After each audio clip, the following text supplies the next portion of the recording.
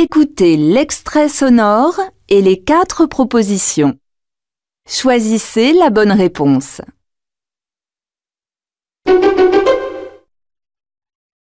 Et toi alors? Comment est-ce que tu vas au lycée le matin? A. Je commence tôt. B. Je pars à 8 heures. C. Je prends le bus. D. Je rentre seule.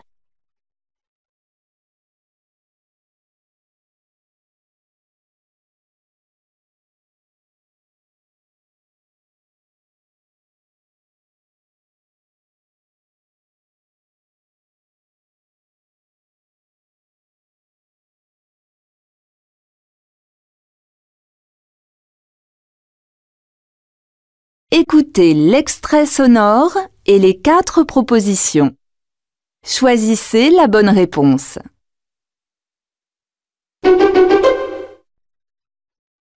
J'ai oublié ma montre. Est-ce que vous avez l'heure, s'il vous plaît? A. Oui, il dure 45 minutes. B. Oui, il est midi moins 20. C. Oui, il ferme à 17 heures. D. Oui, il part dans 20 minutes.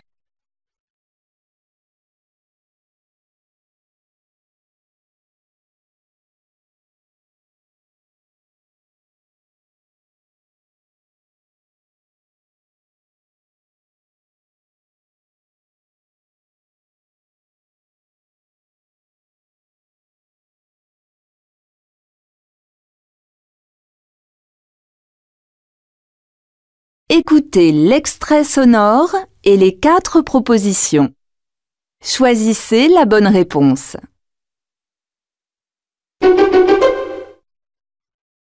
Ton père est professeur de mathématiques? Alors il t'aide peut-être pour faire tes devoirs? A. Au contraire, il a le temps. B. Désolée, j'ai beaucoup de travail. C. Mais non, je travaille toute seule. D. Pas du tout, il explique très bien.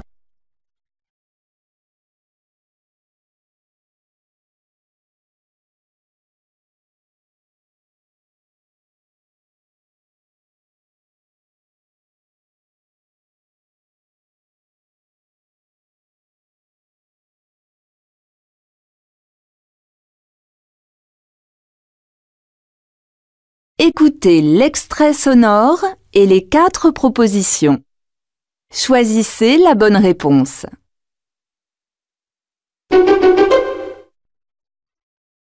Pierre a réussi son bac. On organise une fête pour lui dimanche? A. Oui, c'est une excellente idée. B. Oui, j'adore aller au spectacle. C.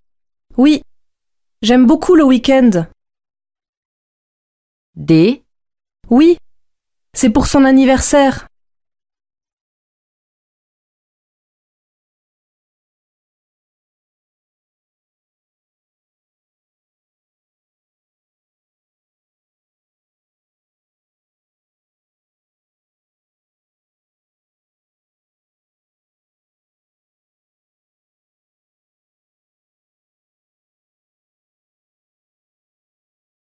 Écoutez le document sonore et la question.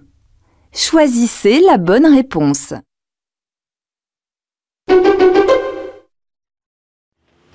Tiens, Martin, quelle surprise! Il y a longtemps que je ne t'ai pas vu.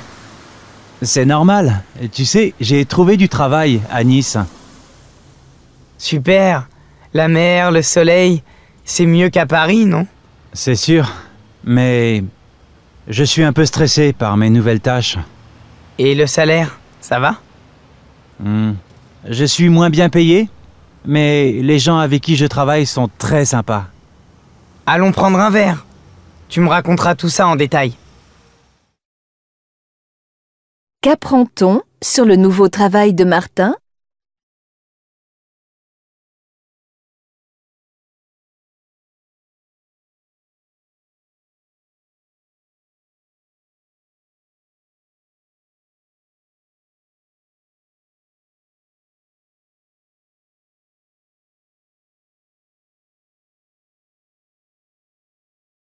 Écoutez le document sonore et la question. Choisissez la bonne réponse. C'est un vendredi que Gauthier Tout-le-Monde a débarqué sur son île déserte. Un îlot de 300 mètres sur 700 avec une jungle très dense qui abrite des gros lézards et des serpents. Gauthier Tout-le-Monde, patron d'une société d'édition, a décidé de vivre seul, quelque part du côté de Sumatra, loin de son bureau, pour faire la démonstration que travailler à distance est possible. Un ami l'a accompagné pour installer le matériel informatique et les transmissions pour qu'il puisse communiquer avec son bureau parisien. Que veut démontrer Gauthier Tout-le-Monde ?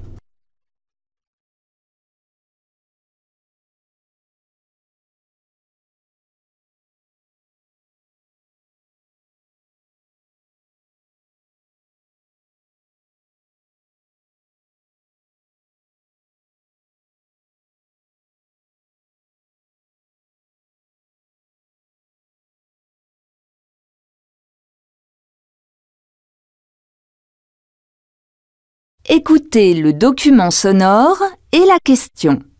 Choisissez la bonne réponse.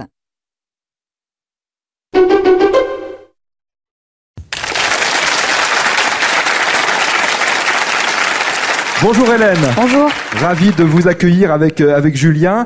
Hélène, vous entrez tout juste en faculté à la Sorbonne. Quelle spécialité ? Biologie. Biologie, ce qui veut dire que vous avez obtenu il y a quelques mois un bac S, je suppose. Exact. Oui. Les vacances se sont bien passées. Avez-vous eu le temps de vous reposer ? Absolument. C'était mérité cette année particulièrement. Pour sûr, ouais. Qu'avez-vous fait pendant ces 2 mois et demi de vacances au moins ? J'ai fait un tour en Europe. J'ai visité la Pologne, l'Autriche, les Pays-Bas et la République tchèque. Est-ce que vous êtes parti avec des amis ? Non, juste la famille. Juste la famille, très bien. Que fait Hélène actuellement ?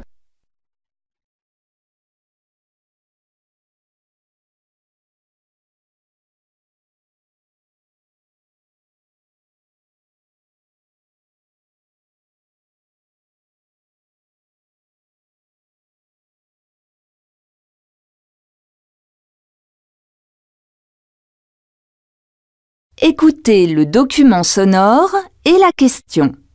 Choisissez la bonne réponse. Les papas sont dans la rue. Ils voudraient que tous les pères d'Europe aient droit à 10 jours de congé paternité payés à 100%. En cette matière, les différences sont énormes entre les 27 pays membres de l'Union européenne. Un père belge a droit à 10 jours, mais il n'est pas payé à 100%. Un père allemand, lui, n'a rien. Pour quelles raisons les pères manifestent-ils ?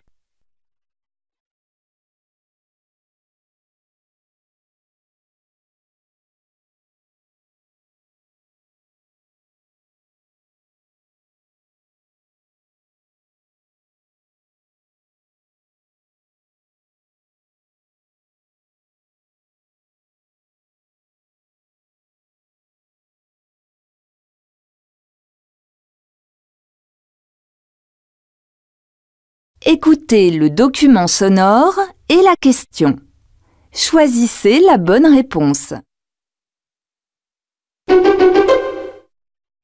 Ici, pousse une olive bien particulière.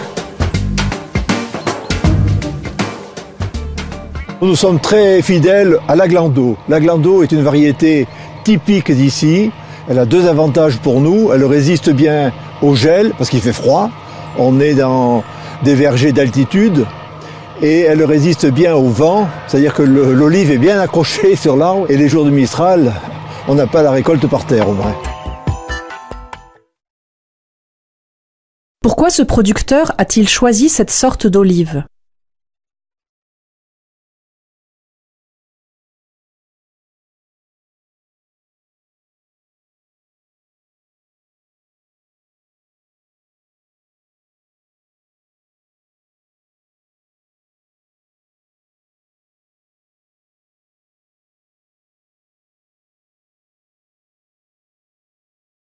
Écoutez le document sonore et la question. Choisissez la bonne réponse. La bibliothèque idéale, qui en l'occurrence porte mon nom puisque on m'a fait cet hommage et cette fleur, cette gentillesse, que d'avoir l'idée de me demander ce que seraient au fond mes titres préférés. Alors on a commencé par ratisser large, c'est la bibliothèque idéale d'Olivier Barrault, en langue française, évidemment. Nous sommes sur TV5 Monde, et cette bibliothèque idéale comprend une centaine de titres, pour un grand nombre d'entre eux, venus de France et également de l'ensemble des pays qui s'expriment majoritairement ou partiellement en français. La période envisagée, c'est finalement de la chanson de Roland à nos jours, c'est-à-dire 1000 ans de littérature en langue française. De quoi est composée cette bibliothèque ?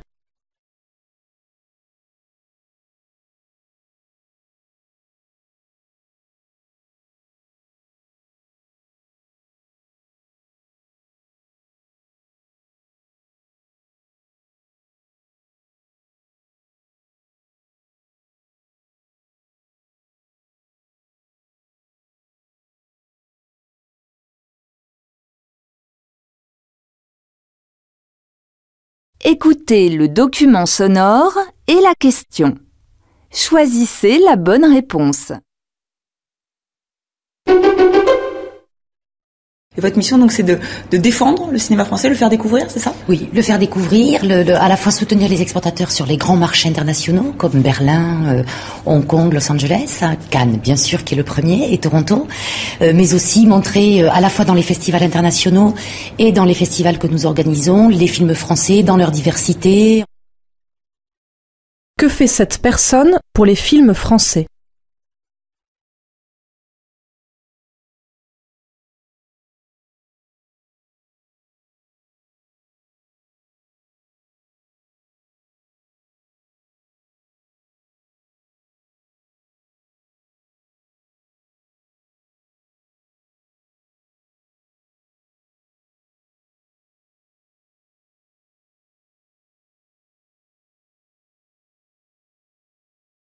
Écoutez le document sonore et la question.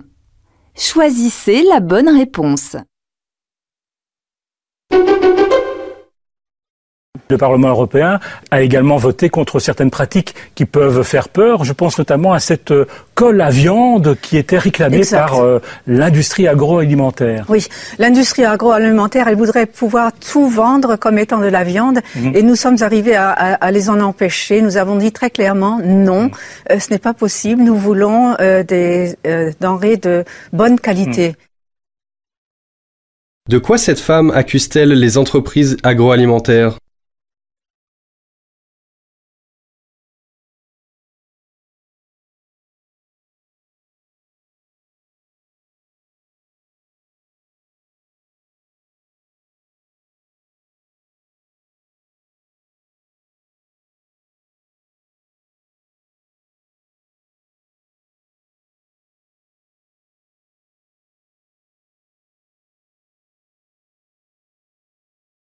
Écoutez le document sonore et la question. Choisissez la bonne réponse.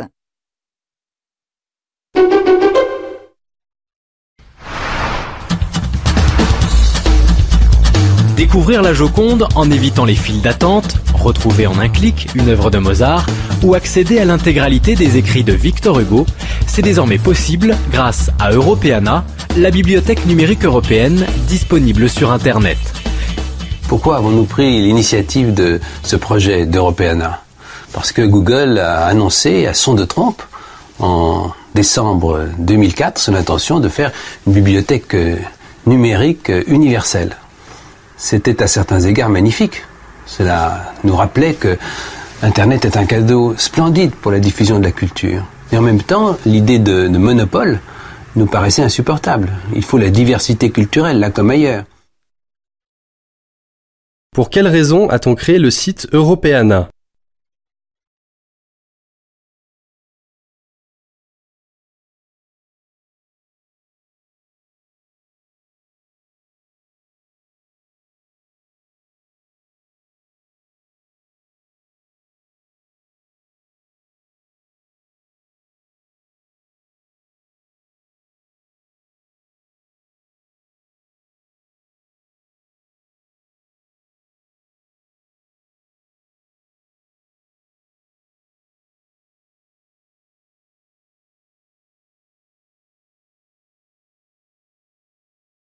Écoutez le document sonore et la question.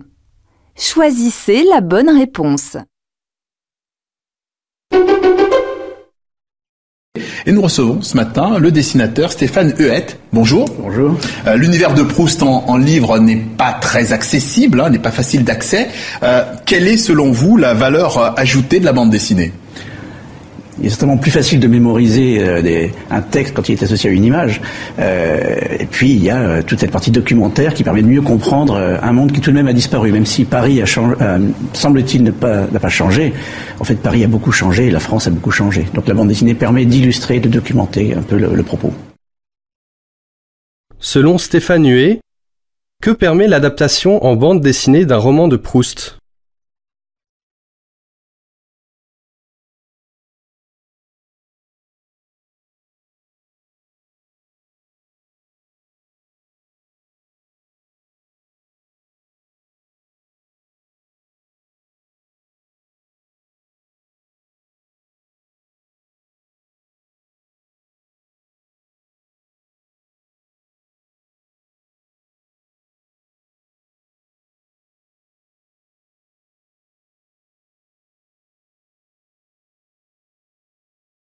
Écoutez le document sonore et la question. Choisissez la bonne réponse. Mon but était d'adapter tous les contes de Grimm, les 350 contes de Grimm. Mais pour ça, il me faudrait, je crois, 5 vies ou 6 vies. Puis j'ai pris du retard, puisque j'en ai fait que 3. J'en ai fait que 3 en 10 ans. Mais c'est certain, je continuerai. Je veux continuer cette aventure avec les frères Grimm, parce que, étrangement, en adaptant, entre guillemets, les frères Grimm, je fais mon œuvre. Donc c'est ainsi, la littérature n'est jamais qu'un palimpseste, et puis les frères Grimm eux-mêmes n'ont pas inventé ces textes-là, ils nous appartiennent, ils appartiennent à l'inconscient collectif, à l'inconscient européen. Quelle relation ce metteur en scène entretient-il avec les contes des frères Grimm ?